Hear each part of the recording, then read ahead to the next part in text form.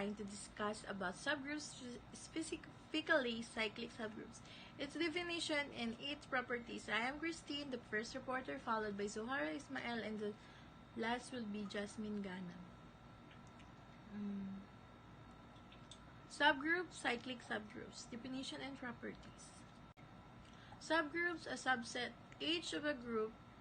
G is a subgroup of G if H itself a group under the operation in G. Second, important points. H is a subset of G. H is a group. H and G use the same binary operation. Example, G equals open Z plus close parenthesis H equals 5Z plus close parenthesis. Third, another example. G equals Z for H equals 0, 3. H is a subset of G. H is a group. Addition mode 4. Terminology. Trivial subgroup, improper subgroup, non-trivial, proper subgroup. Last one, fifth slide. Cyclic groups and subgroups. We can always construct a subset of a group G as follows. Choose any element A in G. Define A and element Z.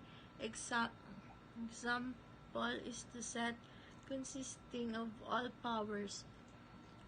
Thank you. Let me introduce a notation called exponential notation.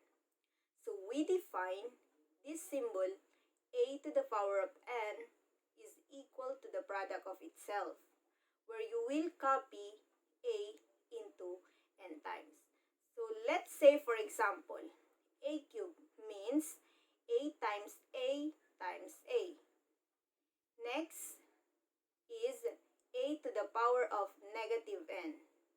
It means that the inverse of A repeated n times. For example, A to the power of negative 3 is equal to A inverse times A inverse times A inverse. And lastly, A to the power of 0. So we all know that in a law of exponent, every number that raised to 0 is equal to 1. But in a group, A to the power of 0 shall always mean the identity element. However, in a group where the operation is not multiplicative in nature, for example, if the operation is addition. If the operation is addition, we use additive. For the additive notation, we put the exponent beside the number. So NA means A plus dot plus A. This is called summand. So when I write 4A, that means A plus A plus A plus A. Next, if we have minus NA, this means the additive inverse of A repeated n times. For example, negative 5A, we will write the inverse of A negative 5 times. And 0A is 0.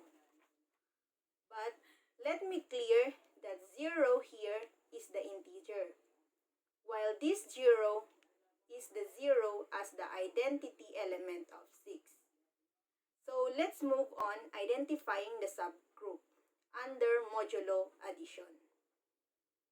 For example, identify all the subgroup of G sub 12 under modulo addition. So we all know that G sub 12 under modulo addition is a subgroup because it is satisfy all the properties of the group. First is the clause with respect of the operation. Second, it's associative. Third, there is identity element which is 0. And the last property is all the elements have inverses. To identify all the subgroup of G12, we pick up one element of G sub 12 and add it to itself several times and stop until you get the identity element which is the 0. So G sub 12 has the element of 0, 1, 2, 3, 4, 5, 6, 7, 8, 9, 10, and 11. So next, consider the group G sub 12.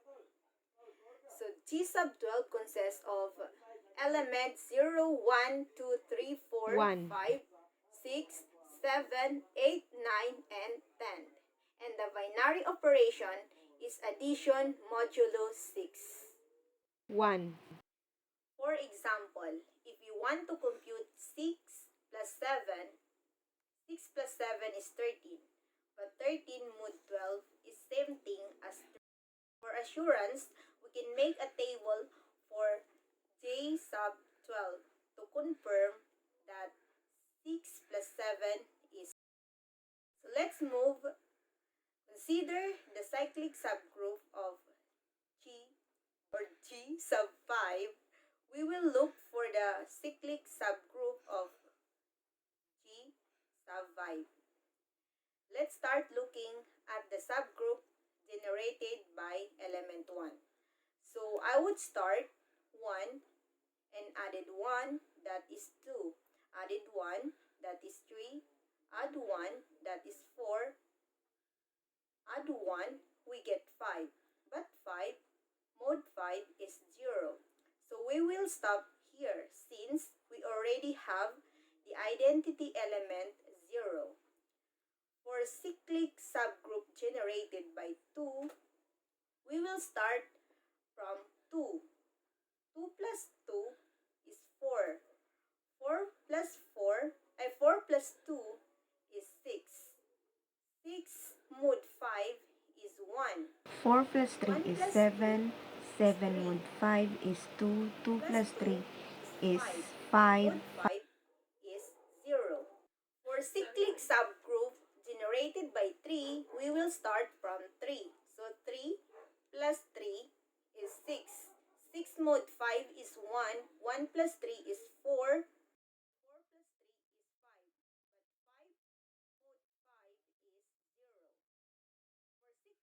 But 5 mod 5 is 0.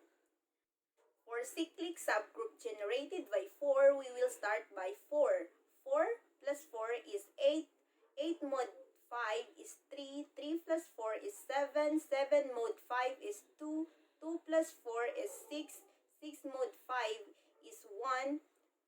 1 plus 4 is 5. 5 mod 5 is 0. And for cyclic subgroup generated by 0,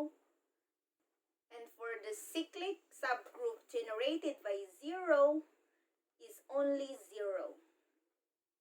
So this concludes that almost the cyclic subgroup generated the entire group of G sub 5. Only the cyclic subgroup 0 is not the generator of G sub 5. Let's move to another example. Consider the cyclic subgroup of G sub 12. We will look for the cyclic group of G sub 12. So let's say that we already performed the operation and we discovered that the generators of G sub 12 are the cyclic subgroup of 1, 5, 7, and 11. Let's proceed to the properties of cyclic group. So the criterion for a to the power of I is equal to a raised to j. So let G be a group and let A the element of G. If G has infinite order, then A to the power of I is equal to A raised to J, if and only if I is equal to J. If we found out that A to the power of I and A to the power of J are the same answers, but it has finite order in a different story, as we can do the operation I times and J times, as long as it divides the different I and J. Then A to the I equal A to the J. In example, let's choose 4 in Z sub 12 and find I and J such that 4 to the I is equal to 4 to the J. So let's figure out first the order of 4. So the order of 4 is 8, 4, and 0. So the order of 4 is 3. Because of a phenomenon of the statement, I minus J has to divide 3. So let's try I is equal to 3 and J is equal to 2. So we have 4 to the power of 3 is equal to 0, but 4 to the power of 2 is equal to 8. In this case, I and J are not equal. So next, let's try I is equal to 2 and J is equal to 1. And we have 4 to the power of 2 is equal to 8, but 4 to the power of 1 is equal to 4. Therefore, the I and J was not equal to each other. Let's try the third one. I is equal to 3 and J is equal to 0. So we have 4 to the power of 3 is equal to 0. And 4 to the power of 0 is equal to 0. Therefore, the only possibilities are 3 and 0, since the value of I and J are equal. Let's now move on to another properties of cyclic group, which is the theorem every cyclic group is abelian. Abelian group is also called as commutative group, in which the result of applying the group operation to two group elements does not depend on the order in which they are written. So let's have the proof. Let G be a cyclic group generated by G. Let A be V elements of G. In that case, we want to show that AB is equal to BA. So now we have A is equal to G to the power of M and V is equal to G to the power of N for some integers A and V. So AB equal G to the power of M and G to the power of N is equal to G to the power of M plus N. And BA equal to G to the power of N and G to the power of M is equal to G to the power of N plus M. But M plus N is equal to N plus M, which is the addition of integers is commutative rather. So therefore, AV is equal to BA. For examples, for number 1, we have Z and plus is a cyclic group because G is equal to the element of 1. If the quotient by the center is cyclic, then the group is abelian. Second, we have NA made of n element of Z and plus is a cyclic group where A is n fixed element of Z. Last, we have Z sub n and plus is a cyclic group because Z sub n is equal to the generated element 1. That's the end of our discussion. I hope or we hope that you've learned from us. Thank you and God bless us all.